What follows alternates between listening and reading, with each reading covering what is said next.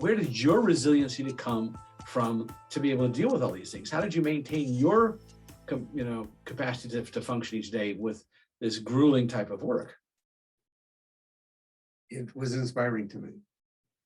The idea that something that I could do, that I've created, this bond that I've experienced between myself and this person whose life is, impaired. It was inspiring to me. I felt good. It felt good to me to be able to make someone else feel good. So in a sense, every time you dealt with a situation, as challenging as it was, you still came out stronger from each experience. I believe so. I always viewed it as a challenge.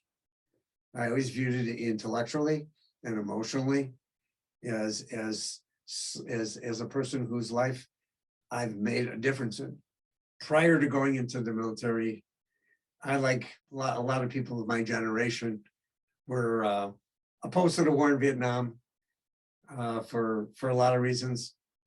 I can't say I ever, even while I was in the military, ever was believed in a cause, but I believed in serving the country.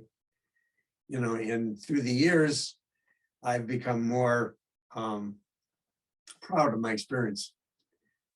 I think it was a great training experience for me. I think it did prepare me for, I had a lot of responsibility. I mean, you understand that you're come out of training, out of a residency program, and you're placed in a position where you're it. I mean, there's 2.5 million people who potentially could be in my waiting room, and there's nobody there who I could turn to as a mentor. So it prepared me to be responsible.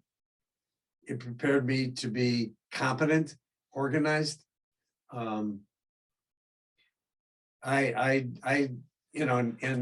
believe that it was a good experience for me. I don't in the least bit today look back at my times and say, it was a waste of 2 years. I don't resent it. I mean, granted, my experience in the military might be different than like someone in infantry or, in a different scenario. It's one of the things that happens oftentimes in the military is being thrown into a position of responsibility, as you just described, where you have no one else to turn to because you are it, is a tremendous growing opportunity that oftentimes you don't necessarily get in the civilian world. Absolutely. You have to learn to be able to deal with a situation, to organize yourself.